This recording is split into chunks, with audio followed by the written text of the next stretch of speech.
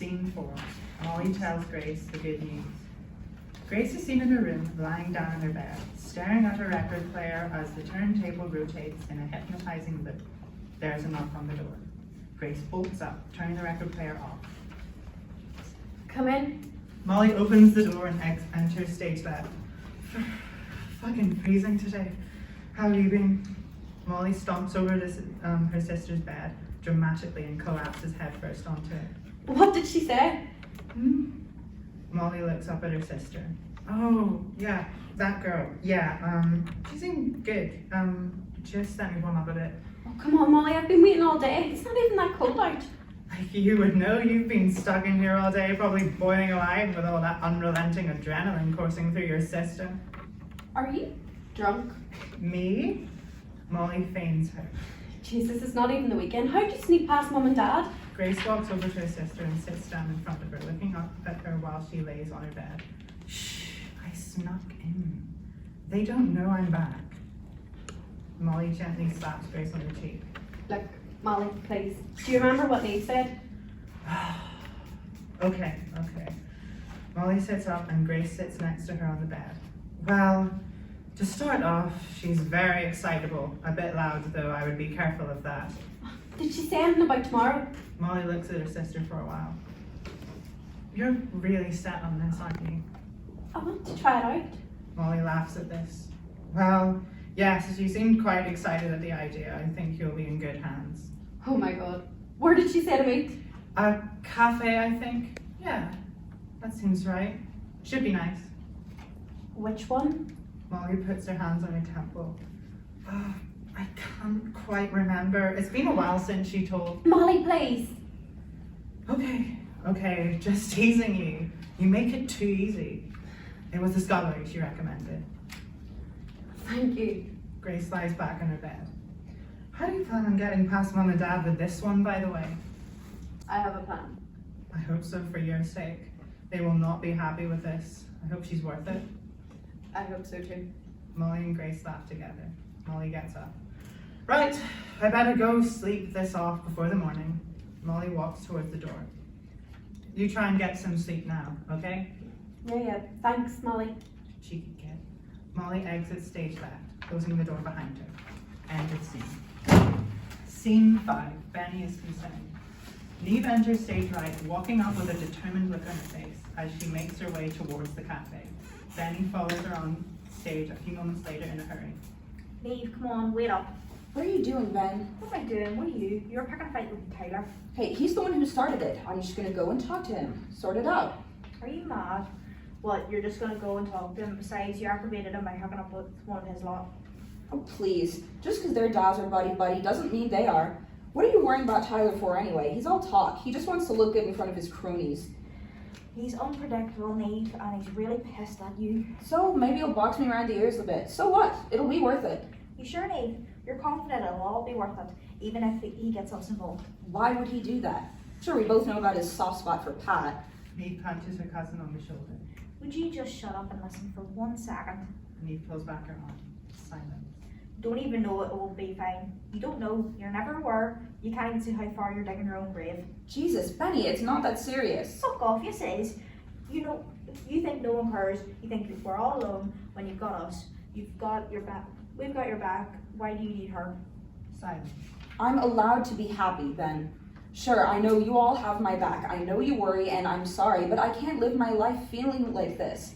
Like I have to hide away in the shadows. Things need to change, Benny. I'm not going to pretend it's right that I should feel ashamed, just to walk freely as who I am with who I love. I'm not asking you to hide who you are. I'm just asking you to be careful. Why would you care? Because I love you, Niamh, you fucking idiot. Niamh bows her head and shakes. Silence. Look, if this is what you want to do, fine. But you're not doing it alone. Niamh raises her head. Patrick and I will go to where Tyler said to me he's for like safe and safe, and when you arrive as soon as possible, I'm not standing about with them while we're waiting for you. Okay. Benny walks over to Niamh. Come here. Benny and Niamh hug. Sorry I got us all into this. Don't say that. Of course you aren't. You did what you wanted to do, like you always do. That's what I admire about you. Niamh. Well, I'm sorry that I'm not then. That's better. Now go fuck off to your girl. See ya, Benny. Niamh goes to exit stage left, but stops herself. We'll fuck him up, don't worry. Ha, I'm sure you will. Niamh exits stage left, leaving Benny on his own. End of scene. Scene 6. Grace creates a diversion. Grace and Billy enter stage left, walking side by side. Grace is looking around for an easy exit. And you see, the rook, that's the little castle piece by the way, can only move forwards, backwards and side to side, while the bishop, it's sort of like a longer pawn, can only move diagonally. Now you see, because of the way the board is set out, that means that it will only ever land on one of the colours of its style. But of course, I probably need to show you the board in full for you to truly grasp the concept. When we get to mine, I'll be able to do just that. But of course not until we've gone over this exam. I must have forgotten to write it about it in my diary. Grace continues to absentmindedly nod and smile at Billy, as she's been doing for the past couple of minutes. Billy smiles at her expectingly. Oh, yes. I mean, I haven't even started going over my notes yet, so you're all good. Ha ha ha! You're truly living quite dangerously. I was half expecting you to be leading the way today. I suppose it will be good to start on equal footing, ever so one of us doesn't outclass the other. Yeah, totally. Actually, you know what? And of course, to give us a break from revising, as I mean even I need to get my headpiece from books sometimes, I think I should go over some of the more intricate natures of the chessboard while we have the board. I really think it will be good for you. Billy, please. Is something the matter, Grace? I just, sorry about that. I'm just feeling very emotional today. I didn't mean to snap at you. Oh, that's quite alright, Grace. You're completely fine. Once we get to mine, I'll get you sort of a nice cup of... Billy, it's just a... Grace puts her hand on her stomach. I just really need to use the loo. Well, don't you worry about that. We're just about 5 minutes from mine right now. It's just, it's quite urgent. I'm really sore. Billy stares blankly at Grace for a few seconds, as if trying to figure out some mathematical problem, until it dawns on him. He puts his hand on his mouth in shock. Oh, goodness, Grace, And the thing is, I don't have any products. Oh no, what are we to do? I would go quickly and get some at the chemist, but Grace mocks tears. I just feel so embarrassed, and I don't think I can do it. Grace looks distraught. A stoic look of determination washes over Billy's face as he looks off into the distance. Billy puts his hand on Grace's shoulder. Grace, don't worry. I will get you what you need. Oh, Billy, are you sure you'd do that for me? Billy looks deep in thought. Yes, I will. I will be only a moment.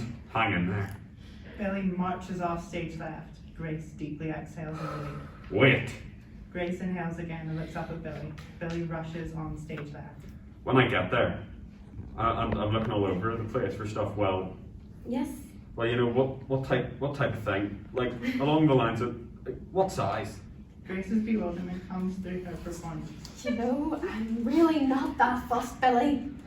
I admire your strength. Billy rushes off stage left again. Grace watches him run off for a few seconds before racing off stage right. End of scene. Scene 7. Niamh and Grace's date. Niamh is sitting by herself at a table for two in a cafe. She looks nervous. After a while, Grace enters stage right in a rush. The two of them lock eyes. Hey, I'm so sorry I'm late. Grace sits down at the same table as Niamh. Oh, it's alright, you're not that late. Did you get here okay? Yeah, no, I made it here okay. I just got held up. They stare at each other in silence for a few seconds. Have you ordered it? Oh, I was waiting for you, actually. I'll just go up and get it sorted now. Oh yeah, totally. Let me just get my chance. Oh, don't worry, I got it covered. Oh, thank you. That's very kind. What do you want? Just a tea, please. Thanks. No worries. Niamh walks over the till to order. Grace is seen looking at the table in thought, nervously fidgeting. After a while, Niamh comes back to the table with a teapot and a cup. Hey, so I just got a coffee, but they're gonna bring that to the table. Thanks so much. So, have you been in Derry long? My whole life, though we've just recently moved house. That's what that party was about. Oh, yeah, you made quite the entrance, by the way. Was your dad pissed? Unbelievably so. So you've definitely snuck out then. Well, this wouldn't be my first time. Bet not. What about you? I know you said you travel, but how long exactly have you been here? Just a couple of months. Yeah, I've really started to get my bearings around the city. Where did you come from? Well, last one was Donegal, but I've been all around the south. We're constantly moving. This is actually the first time I've lived up north. And how are you finding it? Good, actually, really good. Love the city. Really? Of course. Well, maybe it's just because I've never been anywhere else, but I just find it so dull. Oh, my sister is just down from uni in Belfast, and even there sounds like it's got way more going on. Grace leans in closer to Niamh. One day, I'm just gonna fuck off away somewhere else. Even England, anywhere away from this place. You'd want to leave? Definitely. Why would you want to do that?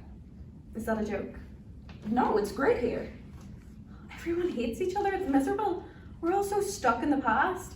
Oh, I want to be in the future. The world keeps moving on and we can't pick up. Yeah, but we're getting there. You have to have faith in it. There's so much love here to get past all the violence and hate. Like what? The landscapes, I've been around everywhere. It doesn't get more beautiful. Sure, they've got mountains and stuff over in England. Nah, they're not the same though. How would you know? How do you know there's anything unique or worthwhile here if you've never left the country? Because after everything that's happened, why else would anybody have stayed? You really love it then? It's a part of who I am. I have to embrace it. The two of them look into each other's eyes, getting lost. It's hard to love those aspects of yourself that put you in conflict, but at the end of the day, it's there for a reason. It's much better to love them than live in shame. I guess you're right about that. Their hands inch closer to one another before eventually meeting.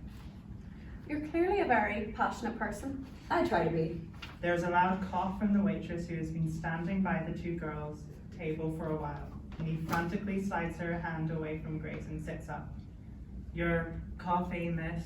Thank you. Niamh takes the coffee. Niamh and Grace look around to see that the whole cafe has been watching them from the corner of their eyes for a while. The waitress steps away.